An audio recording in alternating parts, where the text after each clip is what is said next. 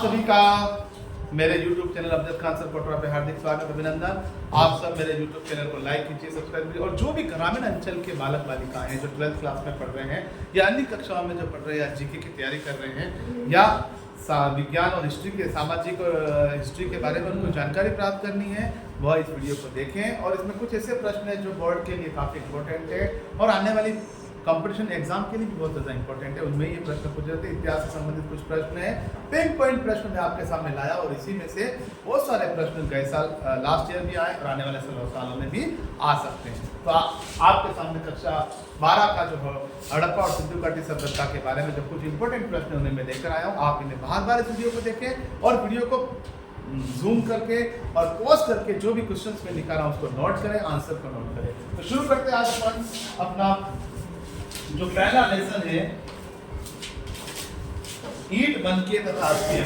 जो पहला हड़प्पा सभ्यता से संबंधित है ईंट बनके और अस्थियां। ठीक है, तो आप शुरू करते। पहला प्रश्न अपने सामने है, वापस अपन लेते सिंधु घाटी सभ्यता का बनावली स्थल किस राज्य में स्थित है? हरियाणा। सिंधु घाटी सभ्यता का सबसे विशिष्ट पुरावस्तु कौन सी है? विशिष्ट पुरावस्तु अगर आ जाए तो आपको लिखना है विशिष्ट पुरावस्तु। सिंधु घाटी की सबसे विशिष्ट पुरावस्तु क्या है? मुहर। क्या है? मुहर। धोलीबीरा किस राज्य में स्थित है? क्या आपको पहले भी बता चुका हूं मैं, गुजरात के अंदर। मिट्टी से बने हल के प्रतिरूप कहां से मिले हैं? बनावली हरियाणा से। जूते हुए खेत के हिसाब से कहां मिले हैं? जूते हुए खेत जो हमारा राजस्थान के ही है, कालीबंगा। जूते हुए खेत कालीबंगा।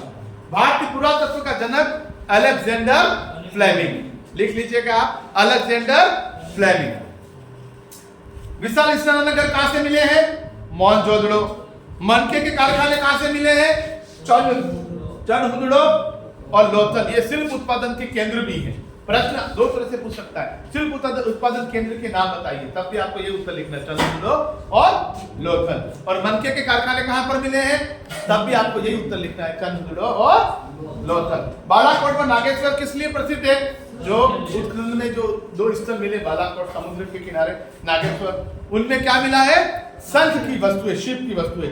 नहरों के अवशेष कहां मिले हैं? तो नहरों के जो कृषि करते थे वो लोग, ये पता लगता नहरों के अवशेष जल संचय करके उस पानी को एक जगह से दूसरी जगह पहुंचाया जाता था। नहरों के अवशेष मिले, नहर बनाई जाती थी और ये मिली है अफगानिस्तान में और जगह का नाम है सुर्तगोई। सुर्तगोई नाम की जगह पर नहरों के अवशेष मिले हैं। जलाशय का प्रयोग कृषि हेतु किया जाता था। किस राज्य में जलाशय का प्रयोग कृषि के लिए किया जाता था? तो याद रखना, जो जलाशय मिला है बड़े से बड़ा, वो धोलीबीरा में मिला है। तो इसका उत्तर भी यही है, धोलीबीरा। जलाशय का प्रयोग कृषि कार्य में किया जाता था, वह उत्तर लिखना धोलीबीरा के जलाशय से किया जाता था। हड़प्पा सभ्यता में विनिमय बाटों को किस पत्थर से निर्माण किया? विनिमय बाट। यह प्रश्न अच्छा है। विनिमय बाट, विनिमय मतलब लेन देन के लिए, वस्तु विनिमय के लिए। विनिमय बाट व्यापार के लिए किन बाटों का प्रयोग करते थे? वो बाट किनके बने हुए थे? चर्ट। किसके बने हुए थे? चर्ट नामक धातु के। एक किताब है early Indus civilisation. Early Indus civilisation. Early Indus civilisation. Early civilisation. इस किताब को किसने लिखा था? Early Indus civilisation. ये रचयिता कौन थे? John Marshall. जॉन मार्शल, ये इस किताब के लेखक थे, जॉन मार्शल। लोथल किस राज्य में है? जहां विशाल जलाशय मिला है? गुजरात। विशाल, अब ये बहुत इंपोर्टेंट प्रश्न आ रहा है, प्लीज इसको लिख लीजिएगा। विशाल स्नानागार, माल गोदाम और विशाल आंगन कहां से प्राप्त हुए? सिंधु घाटी हड़प्पा सभ्यता के अंदर विशाल स्नानागार, माल गोदाम और विशाल आंगन, ये तीन चीज याद रखना। विशाल स्नानागार, माल गोदाम और विशाल आंगन। पता है विशाल आंगन हर घर के आगे, मोहनजोदड़ो में हर घर के आगे एक आंगन होता था और एक नहाने का जलाशय बना हुआ था। तो परंतु एक विशाल स्नानागार जो दुर्ग में मिले ये सब, तो ये दुर्ग में, और ये दुर्ग किसमें था? मोहनजोदड़ो में। तो याद रखना, विशाल स्नानागार, माल गोदाम और विशाल आंगन दुर्ग के, मोहनजोदड़ो के दुर्ग से प्राप्त हुए हैं। मोहनजोदड़ो स्थित दुर्ग में। इसका एक उत्तर 1 लाइन में क्वेश्चन आ सकता है। शेरकड़ी का पत्थर के बारे में बताइए। उस वक्त में, उस प्राचीन काल में जो सैलकड़ी का पत्थर है, तो प्रश्न आया सैलकड़ी का पत्थर, मुलायम पत्थर, आसानी से पत्थर पर कार्य किया जा सकता था। पत्थर के चूर्ण को सांचे में ढालकर बन के तैयार किए जाते थे और इसी से मोहर भी बनती थी। ठीक है, तो याद रखना, मैंने बता दिया इसका। आप वीडियो को जूम करके और पॉज करके इसके आंसर को आप लिख सकते हैं। तो मुलायम पत्थर था, आसानी से इसका चूर्ण बनाकर सांचे में ढाल सकते थे और इस पत्थर के ऊपर आसानी से कार्य किया जा सकता था, कुछ भी देख सकते थे। आज के स्विमिंग पूल, आज वर्तमान में जो स्विमिंग पूल पाए जाते हैं नहाने के लिए, स्विमिंग पूल बनाए जाते हैं, तो उस जमाने में स्विमिंग पूल, सिंधु घाटी सभ्यता के अंदर स्विमिंग पूल की उपाधि किसे दी गई है? विशाल स्नानागार को, विशाल स्नानागार। ये क्वेश्चन आ चुका है बोर्ड में। आज के स्विमिंग पूल जो प्राचीन काल में सिंधु घाटी सभ्यता या मोहनजोदड़ो सभ्यता या हड़प्पा सभ्यता, वो हड़प्पा सभ्यता के अंदर क्या पाए गए थे? विशाल स्नानागार। कहां पर मिले ये? मोहनजोदड़ो के अंदर। हड़प्पाई समाज के द्वारा कृषि के लिए जल संचय के उदाहरण दो जगह से बताओ, दो उदाहरण बताना। प्रश्न क्या है? हड़प्पा समाज द्वारा कृषि के लिए जल संचय, यानी कि ये प्रश्न आया, जल संचय प्रश्न आ जाए, कहीं भी ये लिखा मिल जाए, जल संचय और कृषि कार्य। कृषि का कार्य बिना पानी के नहीं होता है, कृषि कार्य और जल संचय वाला प्रश्न आ जाए तो उसके लिए मैंने आपको बताया नहरें कहां से मिली है? सुर्तगोई अफगानिस्तान, और बड़े से बड़ा जलाशय कहां मिला है? धोलीबीरा गुजरात। तो इसके दोनों उत्तर याद रखना, एक सुर्तगोई ये कहां पर है? अफगानिस्तान। आज वर्तमान में जो अफगानिस्तान है वहां पर सुर्तगोई, और एक है धोलीबीरा। क्या नाम है? धोलीबीरा में जलाशय मिला, धोलीबीरा, ये गुजरात में।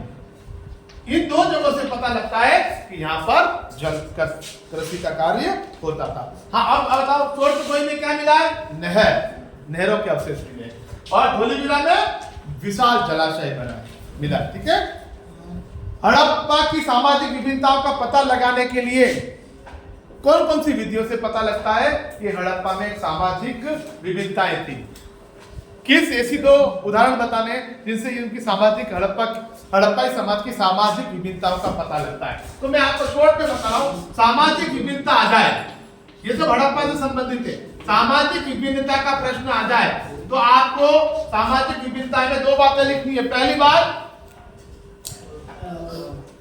समाधानों का अध्ययन, समाधानों का अध्ययन अच्छी तरह याद कर लेना। समाधानों का अध्ययन और विलासिता की वस्तुओं की खोज, विलासिता की वस्तुओं की खोज, ये दो इसके उत्तर है। विलासिता वस्तु यानी आरामदायक, विलासिता की वस्तुएं हैं वो आरामदायक वस्तुओं की खोज की गई, और समाधान का अध्ययन यानी कि मरने के बाद व्यक्ति को किस तरह उसका दाह संस्कार किया जाए। समाधान का मतलब होता है कि उसको जानवरों के लिए छोड़ दिया जाए या पानी में उसकी बॉडी को पानी में विसर्जित कर दिया जाए, या जला दिया जाए, या दफना दिया जाए। जमीन को खड्डे में डालना दफनाना कहलाता है। लकड़ियों के ढेर में ले जाके उसको जला दिया जाए, उसका अंतिम संस्कार किया जाए। तो अंतिम संस्कार में कौन कौन सी विधियां थी? समाधान का अध्ययन और विलासिता की वस्तुएं। अगला प्रश्न है, हड़प्पा सभ्यता में कौन कौन सी पूरा वस्तुएं खोजी गई? तो जीवन जीने के लिए आवश्यक वस्तुएं हैं। पूरा वस्तुओं में जीवन जीने के लिए आवश्यक पूरा वस्तु, पूरा मतलब प्राचीन। चक्कियां अनाज पीसने की, पत्थर की बनी चक्कियां मिली है। मृद बाण, बड़े बड़े मृद बाण मिले हैं। सुइयां मिली है, और एक और वस्तु है जावा, सुइयां, मृद बाण और चक्कियां मिली है, पत्थर की चक्कियां मिली है, मृद बाण बजाने वाले, सुइयां और जावा। ये जो प्रश्न है वो बहुत इंपॉर्टेंट बता रहा हूं। पुरातत्वविदों द्वारा खोजी गई विलासिता की वस्तुओं का उल्लेख बताइए, ये 100% श्योर है। पुरातत्वविदों द्वारा खोजी गई विलासिता की वस्तुओं का उल्लेख, कौन कौन सी विलासिता की वस्तुएं उनको मिली है? विलासिता की वस्तुओं में आएगा इसके अंदर। कौन कौन सी याद है आपको? आपको मैंने कहा था फायांस के छोटे पात्र, और सोने और चांदी के बहुमूल्य पत्थर के आभूषण, सोने और चांदी और बहुमूल्य पत्थर के आभूषण, ये विलासिता के थे। मतलब आज भी देखना बहुत सारे लोग अपने आप को कान में पहनते हैं सोने का, है बहुत सारे लड़कियां पहनती हैं, चेन पहनते हैं, कड़े पहनते हैं, ये क्या है? ये विलासिता के, ऐसा लगता है आराम के लिए कि इससे हमारे को लगता है गले में चेन पहनने से हम एकदम अच्छे लगेंगे, हैं? अभी देखो हमारे मनीष ने चेन पहनी, ऊपर के 2 बटन, मतलब ये इस तरह के बच्चे आजकल फैशन में चलते हैं, ये गलत है, ऐसा नहीं होना चाहिए। तो ये कहने का मतलब मेरा ये है कि ये जो फैशन है वो विलासिता, विलासिता मतलब आरामदायक, शो करते हैं अपन। तो कहने का मतलब है दोनों याद रखना, फयांस के छोटे पात्र और सोने चांदी बहुमूल्य पत्थर के आभूषण, ये बहुत ये विलासिता के याद रखना। अगला प्रश्न है कि हड़प्पा सभ्यता में पूजा के देवता कौन कौन थे, किन किन की वो पूजा करते थे?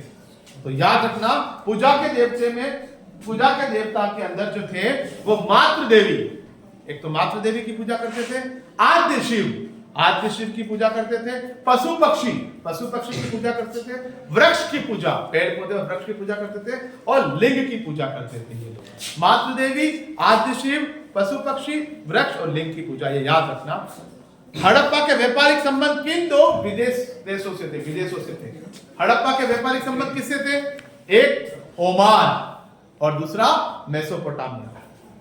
याद रखना ओमान और मेसोपोटामिया, जिसको आज इराक कहा जाता है, बगदाद है उसकी राजधानी, इराक को मेसोपोटामिया। और ये सभ्यता भी हुई मेसोपोटामिया, ये मिस्र की सभ्यता, ददला फ्रात की सभ्यता है, यांगत्से नदी पे चीनी सभ्यता हुई। तो ये सभ्यता भारत के लिए सिंधु घाटी नदी सभ्यता, ये सिंधु नदी की जितनी भी सभ्यता है वो किसी न किसी नदी के किनारे हुई। तो इनका समुद्र से या नदियों से व्यापार होता था जहाज के द्वारा, वो ओमान से होता था और मेसोपोटामिया से होता था। आप मेरे वीडियो को बार बार देखेंगे, इसको समझ में आएगा, इसलिए मैं आपको यहाँ पे अभी नोट नहीं करा रहा हूँ, ताकि आप इस वीडियो को देख के नोट कर सकते हैं। अगला प्रश्न है हड़प्पा सभ्यता के पतन के क्या कारण थे? ये डिस्ट्रॉय क्यों हुई, नष्ट क्यों हुई हड़प्पा सभ्यता? तो कुछ अलग अलग पुरातत्व वैज्ञानिकों का मानना है कि कुछ लोग कहते हैं कि जलवायु में परिवर्तन हुआ, क्लाइमेट चेंज के कारण, वनों की कटाई, वन खत्म हो गए। कुछ ने कहा कि भीषण बाढ़ आई, पानी हो गया, त्राही बच गई, भीषण बाढ़ आई। तो ये, और कुछ ने कहा कि ये नदी घाटी के किनारे रहते थे, नदियां धीरे धीरे सूख गई, तो धीरे धीरे वहां पे लोग, ये सभ्यता हमेशा के लिए खत्म हो गई। तो आप याद रखिएगा, पहला कारण सिंधु घाटी सभ्यता या हड़प्पा सभ्यता के पतन के कारण में पहला कारण क्या है? The changes of the climate, जलवायु परिवर्तन, वनों की कटाई, भीषण बाढ़, नदियों का सूख जाना। अवतल चक्कियां कहां से मिली है? जैसे अवतल चक्कियां, ये उत्तल होता है और ऐसा ये डायग्राम होता है अवतल, ये अवतल लेंस होता है, अवतल दर्पण होता है। अवतल चक्कियां कहां से मिली है? तो ये जो चक्कियां मिली हैं अवतल चक्कियां, वह मोहनजोदड़ो से मिली। कहां से मिली है? मोहनजोदड़ो से। और मिला विशाल स्नानगर, माल गोदाम और विशाल आंगन, ये सब मोहनजोदड़ो से मिला है। मोहनजोदड़ो नगर की योजना की विशेषता बताओ। ये बहुत ज्यादा इंपॉर्टेंट प्रश्न है, बहुत ज्यादा। अगर मोहनजोदड़ो के बारे में कैसा भी प्रश्न आता है तो ये 4 महीने आप जरूर लिखना।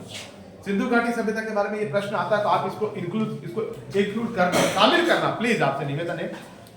मोहनजोदड़ो नगर योजना की विशेषता बताओ। प्रश्न आ सकता है मोहनजोदड़ो की नगर योजना, बस इसी के लिए मोहनजोदड़ो फेमस था। मोहनजोदड़ो की नगर योजना में पहला याद रखना, चबूतरे पर ईंटों की सहायता से भवन निर्माण। बड़े बड़े चबूतरे बनाते थे और ईंट, उसके ऊपर ईंटें रखकर भवनों का, और वो ईंटें एक ही साइज की होती थी, समान अनुपात की होती थी। ऐसा नहीं कोई बड़ी एक छोटी नहीं, समान अनुपात की ईंटें होती थी और चबूतरों के ऊपर ईंटों की सहायता से भवन का निर्माण किया जाता था। पहली विशेषता, उस जमाने में ईंटें बन चुकी थी। दूसरे नंबर पे थी नियोजित जल निकास प्रणाली। नियोजित जल निकास प्रणाली, ऐसे नहीं नाली का पानी कहीं भी जगह रोड पे जाता है, बाकायदा समकोण के ऊपर गलियां कटती थी, समकोण के ऊपर नालियां कटती थी और नालियों का पानी, सबकी नालियों का पानी एक नाले में आ जाता और सब पूरा के पूरा बाहर से ऐसे बाहर चला जाता, गांव से बाहर चला जाता। नाली का पानी रोड पे आना, इस तरह की व्यवस्था नहीं थी। और नालियां ढकी हुई थी और नालियां समकोण में थी और पीछे की तरफ नालियां बनी हुई थी और सब एक साथ उसका पानी निकल जाता था। तो आपको याद इतना ही रखना है, नियोजित जल निकास प्रणाली। क्या लिखोगे? नियोजित जल निकास प्रणाली। दूसरी विशेषता मोहनजोदड़ो की। और निचले शहर में आवास एवं आंगन, जो निचले शहर था उसमें आवास के, हर आवास के आगे आंगन होता था। आज भी ग्रामीण परिवेश के अंदर हर आवास के आगे आंगन है। देखो आप जितने भी गांव वाले हैं जो अपने यहाँ कोटड़ा के क्षेत्र के हैं, गांव वाले के, ग्रामीण के जितने भी मकान हैं, वो मकान से ज्यादा उनके आगे आंगन है। क्योंकि वो आंगन में एक पेड़ लगा, उसी पेड़ के नीचे काम होता है सब, है बच्चों को नहलाना धुलाना खाना बनाना सब उस आंगन में ही होता है। तो जानवर है, मवेशी को पालना है तो वहीं पाला जाता है, अलग उनका बाड़ा बना के। ये आंगन, तो ये आंगन उस जमाने में था, हड़प्पा सभ्यता में भी था। और हड़प्पा सभ्यता के अंदर जो मोहनजोदड़ो शहर है, उस मोहनजोदड़ो के दो भाग थे। निचले शहर में हर आवास के साथ एक आंगन होता था और ईंटों से बना एक स्नानघर। हर मोहनजोदड़ो में हर मकान में एक स्नानघर भी होता था, नहाने का भी था।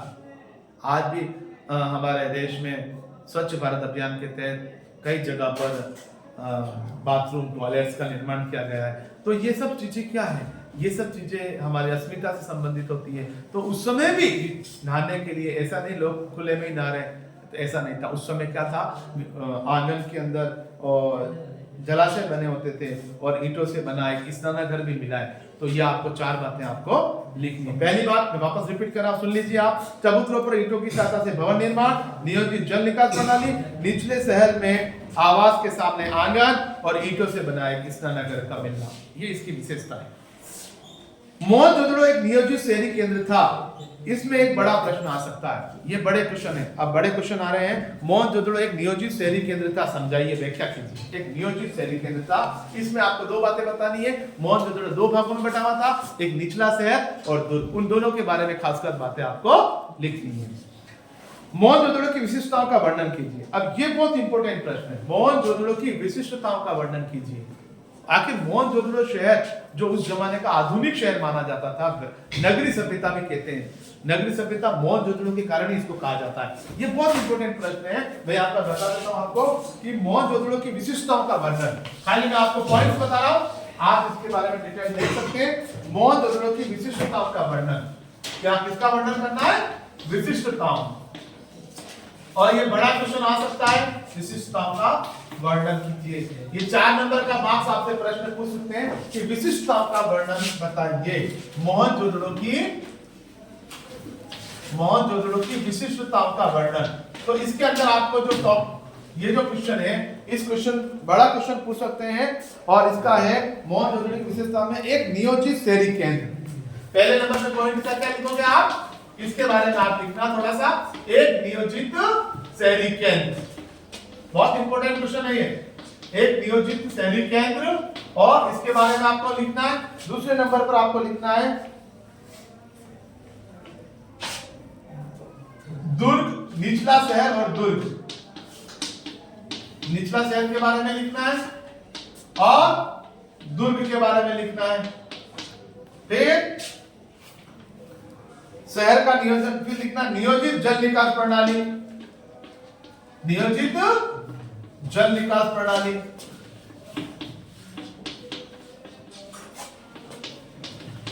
नालियां बनी हुई होती है, आराम से ढकी हुई रहती नालियां, पक्की नालियां थी। नियोजित जल निकास प्रणाली और भू स्थापत्य कला, गृह स्थापत्य कला।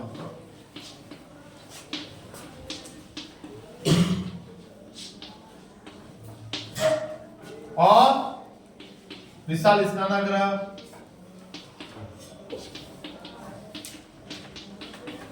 इनके बारे में आपको 5 पॉइंट आपको लिखने हैं।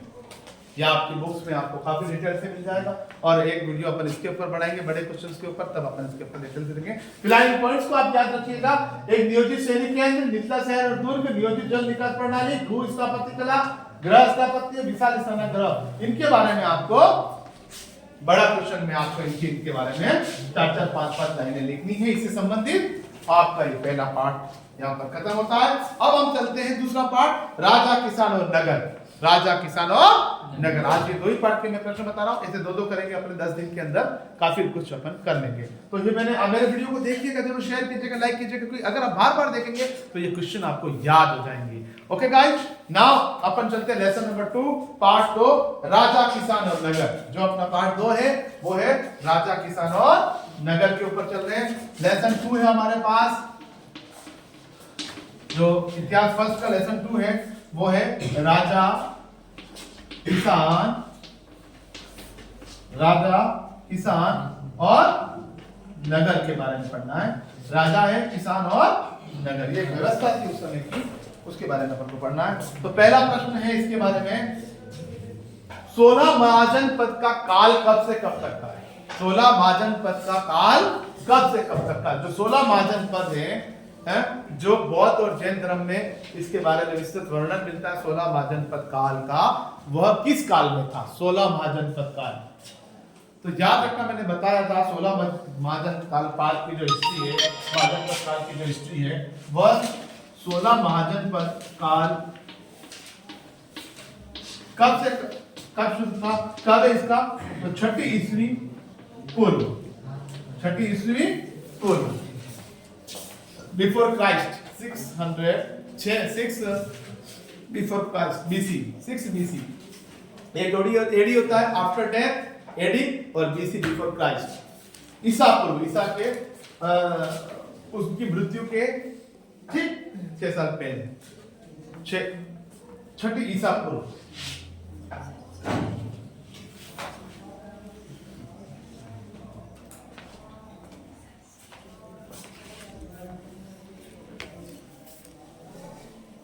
उतार लीजिए ये,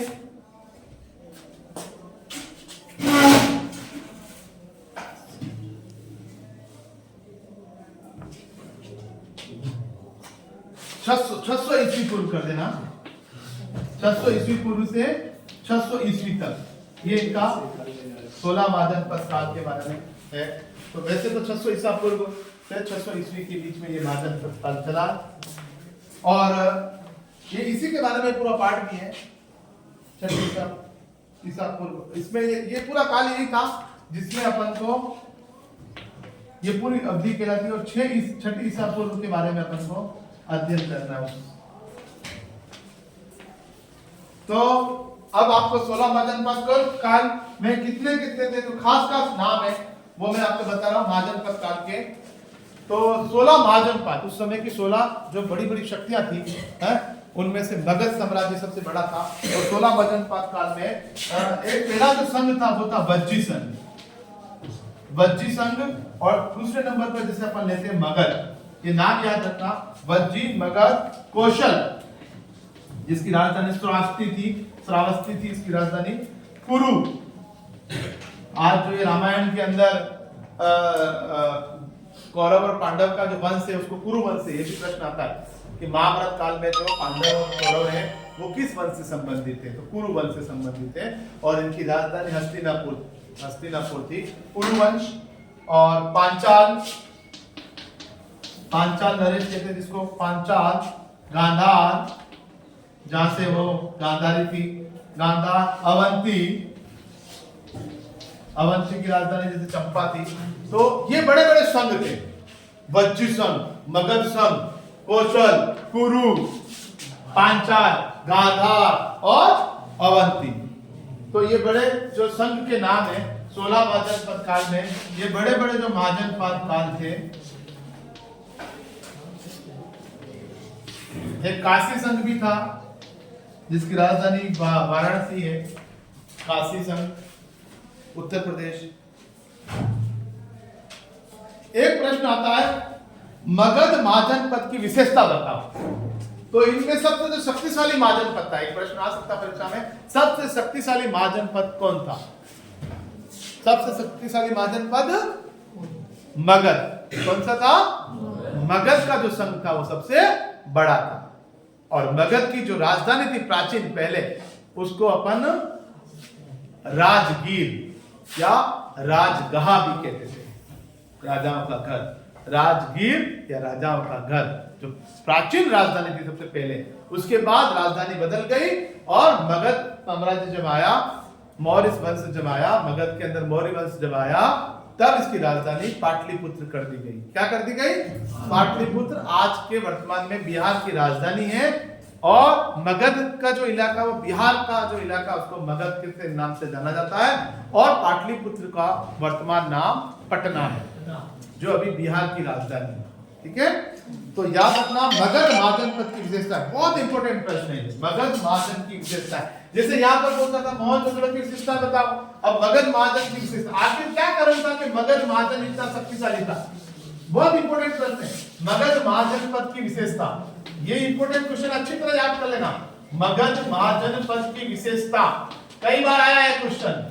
मगध महाजन पद की विशेषताएं बताओ। क्या स्पेसिफिक कैरेक्टर थे इनके, विशेषताएं बतानी है। आखिर क्यों ये इतना शक्तिशाली था मगध महाजन पद?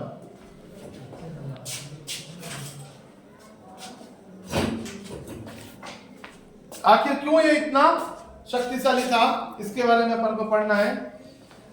मगध महाजन पद की विशेषताएं, 4वीं शताब्दी ईसा पूर्व, आपको इसके बारे में थोड़ा लिखना है। 4वीं शताब्दी ईसा पूर्व बिहार, जिसकी वर्तमान में मगध, जिसको वर्तमान में बिहार के नाम से जाना जाता है, पाटलिपुत्र और राजगृह जो थी वो उसकी पहली राजधानी थी और पाटलिपुत्र इसकी दूसरी राजधानी थी। सबसे पहली बात कि यह भारत के मध्य में स्थित था और इसके किनारे गंगा नदी बहुत पास से जाती थी और 4वीं शताब्दी ईसा पूर्व इसकी स्थापना हुई। मगध की स्थापना कब हुई? 4वीं शताब्दी ईसा पूर्व और राजगृह इसकी पहली राजधानी थी और उसके बाद पाटलिपुत्र पटना को इसकी राजधानी बनाया गया। अब पहला कारण क्या था? उत्तम कृषि। वहां पर उत्तम कृषि होती थी, यानी कृषि बहुत अधिक होती थी, अर्थात कृषि की पैदावार भी अच्छी होती थी। कारण क्या था? क्योंकि वह नदियों के किनारे बसा हुआ था, फ्लैट नदी समतल भूमि पर था। दूसरे नंबर पर था लोहे की खदान। लोहे की बड़े बड़े जो खदानें हैं वहां पर उपलब्ध होती, लोहे की खदान, क्योंकि आज भी बिहार और झारखंड का इलाका वहां पे लोहा मिलता है, तो लोहे की खदान उपलब्ध होना, हाथियों का उपलब्ध होना, वहां पे समतल इलाका था और जंगल का इलाका था, तो हाथियों का उपलब्ध होना। और हाथी का उपलब्ध होने से क्या फायदा हुआ कि जो सेना थी वो हाथियों के बेट के ऊपर आसानी से लड़ सकती थी। तो सेना सैनिकों के लिए हाथी बहुत काम की चीज से, वो लड़ने में, युद्ध में उनका उपयोग किया जाता था। आवागमन सस्ता और सुलभ, वहां पर आवागमन के साधन सस्ते और सुलभ थे, आराम से एक जगह से दूसरे जगह समुद्र के रास्ते से या फिर पैदल सड़क मार्ग से जा सकते थे।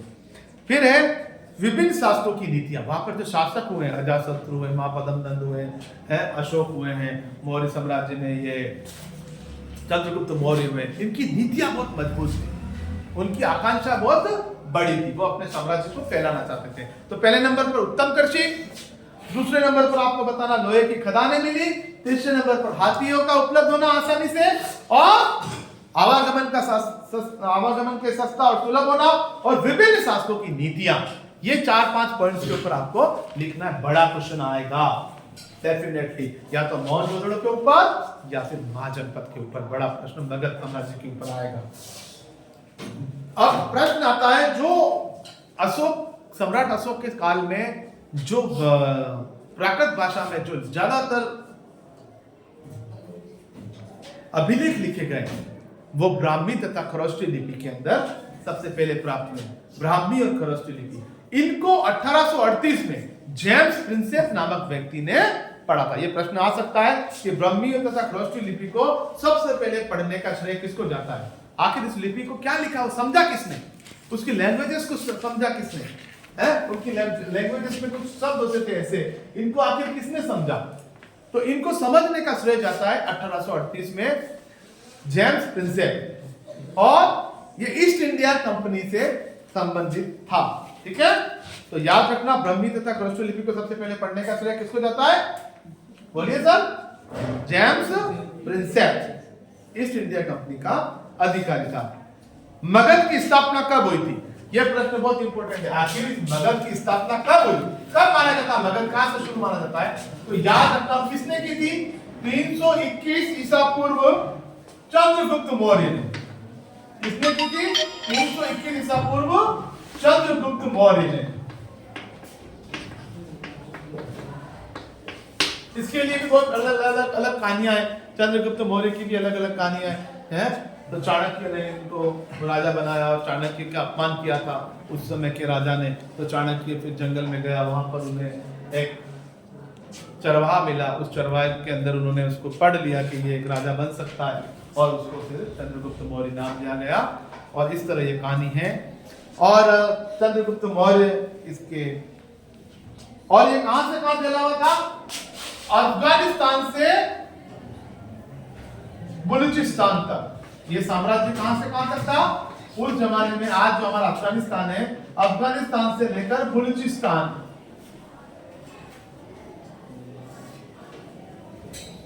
बलूचिस्तान तक ये फैला हुआ था। अफगानिस्तान से कहा था बलूचिस्तान, ये पाकिस्तान और अफगानिस्तान के बॉर्डर पे आता। बलूच लोग होते हैं, बलोच लोग, पठान लोग होते हैं। तो ये बलूचिस्तान वहां पर अफगानिस्तान से लेकर बलूचिस्तान के बीच में फैला हुआ था। अब इस समय यूनानी राजदूत आया था। प्रश्न आया था, यूनानी राजदूत जो मौर्य वंश के समय आया था, मौर्य साम्राज्य के समय भारत आया था, उस यूनानी राजदूत का क्या नाम है? उसने कौन सी पुस्तक लिखी थी? यूनानी राजदूत आया था, इसमें यूनान के रहने वाला एक यूनानी राजदूत था। क्या नाम था उसका? यूनानी राजदूत का नाम था मेगास्थनीज। क्या नाम था? मेगास्थनीज। मेगास्थनीज आया था और इसने कौन सी किताब लिखी थी? यात्रा वर्णन वृतांत लिखा था। यात्रा वृतांत, अपनी यात्रा का वृतांत लिखा था और उस किताब का नाम था इंडिका। क्या नाम था? इंडिका। 100% श्योर है, अच्छी तरह याद कर लेना, बहुत इंपॉर्टेंट क्वेश्चन है परीक्षा में, इस साल इसको एग्जाम में शामिल किया जा सकता है। यूनानी राजदूत, मेगास्थनीज, इंडिका और यात्रा वृतांत। आपके हाफ ईयरली के एग्जाम, अर्धवार्षिक परीक्षा में ये क्वेश्चन आ सकते हैं। मेरा आपसे निवेदन है, बार बार मेरे चैनल को सब्सक्राइब कीजिएगा, लाइक कीजिएगा और ज्यादा से ज्यादा इसको देखिए ताकि आपके कॉन्सेप्ट क्लियर हो जाएंगे। यूनानी राजदूत। अगला प्रश्न है अशोक। अशोक के बारे में लिखिए, अशोक के जीवन या अशोक की विशेषताओं के बारे में लिखिए, सम्राट अशोक की विशेषता के बारे में लिखिए। तो अशोक सर्वप्रसिद्ध शासक था, मौर्य वंश का सबसे प्रसिद्ध शासक में से अशोक को गिना जाता है और उन्होंने उड़ीसा के जो कलिंग है उस कलिंग के ऊपर विजय प्राप्त की थी और कलिंग युद्ध के बाद ही उनका हृदय परिवर्तन हो गया और उपगुप्त नामक सन्यासी ने जो बौद्ध धर्म का था उन्होंने उनका हृदय परिवर्तन कराया और वो हृदय परिवर्तन के बाद उन्होंने बौद्ध धर्म अपना लिया और आजीवन कभी न लड़ने का, कभी न युद्ध करने का प्रण लिया और अपना जीवन अहिंसात्मक और शांति के रूप में व्यतीत किया और अपने पुत्र और पुत्री संमित्रा और महेंद्र को भी कई नेपाल और कई श्रीलंका जैसे देशों में बौद्ध धर्म के प्रचार के लिए भेजा। बौद्ध धर्म को अपनाया। पत्थर पर, स्तंभों पर उन्होंने सबसे पहले अभिलेख लिखवाए, पत्थरों पर और स्तंभों पर। क्या थे? अधिकारियों के लिए आदेश लिखवाता था और प्रजा के लिए संदेश लिखवाए जाते थे। वो पहला शासक था जिसने पत्थरों के ऊपर अपने अधिकारियों के लिए आदेश और प्रजा के लिए संदेश लिखवाए। वो पहला शासक कौन था? अशोक। अशोक को इसलिए महान माना जाता है कि अशोक की एक नीति आज पूरे विश्व में प्रसिद्ध है और अगर अशोक की इस नीति पे चला जाए तो दुनिया में कहीं भी किसी भी प्रकार का युद्ध नहीं और वो नीति है धम्म प्रचार। अशोक का धम्म प्रचार ये खास है और इसमें प्रश्न आता है अशोक का धम्म प्रचार क्या था? आखिर धम्म प्रचार क्या था? यानी अशोक अपने धर्म का प्रचार प्रसार करता था परंतु उसका धर्म कभी संकीर्णतावाद नहीं था, वो किसी एक धर्म का पक्षधर नहीं थे। क्या है अशोक का धम्म, क्या है? ये अगला प्रश्न आ सकता है। अशोक धम्म के बारे में आप क्या जानते हैं? अशोक धम्म क्या है? बहुत इंपॉर्टेंट प्रश्न है। अशोक धम्म जो पत्थर के ऊपर या स्तंभों के ऊपर या शिला के ऊपर जो लेख लिखे जाते थे वो अभिलेख कहलाते हैं। पत्थरों पर, स्तंभों पर और शिलाओं पर जो लेख लिखे जाते थे, अधिकारियों के लिए लेख लिखे जाते थे और प्रजा के लिए संदेश लिखे जाते थे। अधिकारियों के लिए जो आदेश और प्रजा के लिए जो संदेश लिखे जाते हैं उसे अभिलेख कहते थे और इन्हीं संदेशों को अशोक के धम्म के अनुसार अशोक ने अपने धर्म का प्रचार भी प्रसार भी इसी अभिलेखों के माध्यम से किया। क्या था पहला अशोक के धम्म में? अशोक के धर्म में पहली बात क्या लिखी थी उसके प्रचार में? बड़ों के प्रति आदर। बड़ों के प्रति आदर। आज देखते समाज में कितना लड़ाई झगड़ा होता, भाई बड़ा भाई छोटे भाई से लड़ रहा, जमीन जायदाद से लड़ रहा है। तो ये सब अशोक की अगर नीति को लागू कर दिया जाए, बड़ों के प्रति आदर की भावना। दूसरे नंबर पर है सन्यासियों ब्राह्मणों के प्रति उदारता। सन्यासी है, ब्राह्मण है, संत समाज है, उनके प्रति उदारता की भावना। सेवकों, तीसरे नंबर पर सेवकों दासों के साथ उदार व्यवहार। सेवक और दासों के साथ उदार व्यवहार करो। और चौथे नंबर पर था दूसरों के धर्म और परंपराओं का आदर। हमेशा अगर मैं हिंदू हूं तो अन्य धर्मों से प्यार करूं, अगर मैं मुस्लिम हूं तो भी अन्य धर्मों से प्यार करूं। ये अशोक की नीति थी। सम्राट अशोक की ये नीति थी कि हमें एक धर्म होने के बावजूद दूसरे धर्म से भी प्यार करना चाहिए, दूसरे धर्म वालों का भी सम्मान करना चाहिए, क्योंकि सब धर्म भगवान के बनाए हुए हैं। दूसरों के धर्म और परंपराओं का आदर करें। तो 4 बातें मैं रिपीट करता हूं। पहली, बड़ों के प्रति आदर, सन्यासियों ब्राह्मणों के प्रति उदारता, सेवक और दासों के साथ उदार व्यवहार, और दूसरों के धर्म और परंपराओं का आदर करना। और अशोक ने अपना पूरा जीवन अहिंसात्मक तरीके से बिताया। इसीलिए अशोक का धर्म हमें सत्य और अहिंसा की शिक्षा प्रदान करता है। यही 2 बातें महात्मा गांधी ने भी हमको बताई। मौर्य साम्राज्य के प्रशासन के 5 प्रमुख केंद्र कौन कौन से थे? आखिर मौर्य साम्राज्य का प्रशासन क्या था? यह भी कई बार प्रश्न आता है। मौर्य साम्राज्य का प्रशासन कैसे विभक्त था, किस प्रकार वो शासन करते थे? तो मौर्य साम्राज्य का प्रशासन, तो इसके 5 प्रमुख राजनीतिक केंद्र थे। मौर्य साम्राज्य के कितने प्रमुख थे? 5 प्रमुख राजनीतिक केंद्र थे। पहले नंबर पर था राजधानी। मौर्य साम्राज्य की राजधानी कहां पर थी? पाटलिपुत्र। पहले नंबर पे था पाटलिपुत्र। पाटलिपुत्र जो वर्तमान में बिहार की राजधानी पटना, उसको पाटलिपुत्र कहते हैं। ये इसकी राजधानी थी। यही से राजा यहां बैठता था और राजा यहीं से अपनी पूरे प्रांतों के ऊपर शासन करता था। 4 अलग अलग और थे, उसको कहते हैं प्रांतीय केंद्र। ये था मुख्य केंद्र, राजधानी थी यहाँ पर, और 4 अन्य प्रांतीय केंद्र थे। तो ये 4 छोटे और राजा उन्होंने रखे गए थे प्रांतीय केंद्र। तो कौन कौन से थे? 4 में पहला है तक्षशिला, दूसरा है उज्जैनी, तक्षशिला, उज्जैनी,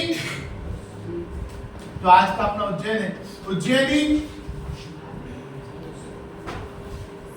तोसलीम, लिख लेना ये, और मैंने वीडियो भी देख लेना, उतार लेना आप, तोसलीम, और आखिर में था सुवर्णगिरी, जो कर्नाटक के अंदर था, जहां से सोने की खदानें मिली है, सोना यहां से मिलता था। दक्षिणी भारत में सुवर्णगिरी कर्नाटक के अंदर, जहां से सोना मिलता था। प्रश्न आएगा, मगध साम्राज्य में दक्षिणी भारत में सोना कहां से मिलता था? सुवर्णगिरी। कहां पर है? दक्षिण भारत, कर्नाटक में। ठीक है, मेरे वीडियो को लाइक कीजिएगा, सब्सक्राइब करना मत भूलिएगा, क्योंकि ये बार बार आप देख सकते हैं फिर इसको।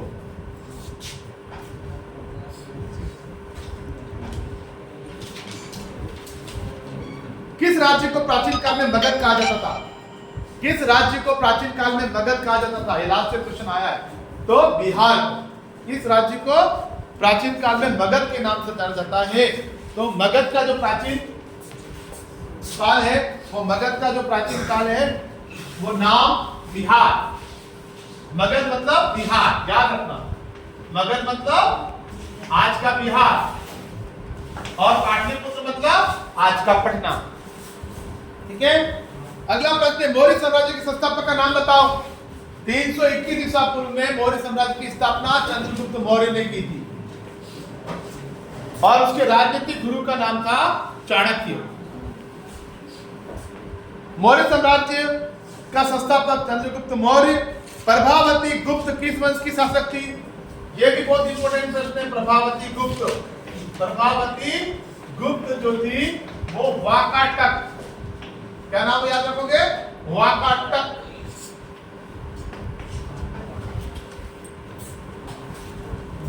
ये वाकाटक शासन, वाकाटक जो शासक थे उस वंश की थी, वाकाटक वंश की थी, याद रखना। हो पहले चेंज कर देना, वाकाटक वंश। गौतमी पुत्र, किन शासकों को कहा जाता था गौतमी पुत्र? गौतमी पुत्र की, ये गौतमी और विशिष्ट रानियों से शादी करते थे ये शासक। गौतमी और विशिष्ट गोत्र की रानियों से शादी करते थे। और ये कौन सा शासक थे? वो सातकर्ण शासक। क्या नाम था? सातकर्ण शासक, जिसको सातवाहन भी बोलते हैं। वही था ना, सातवाहन शासक।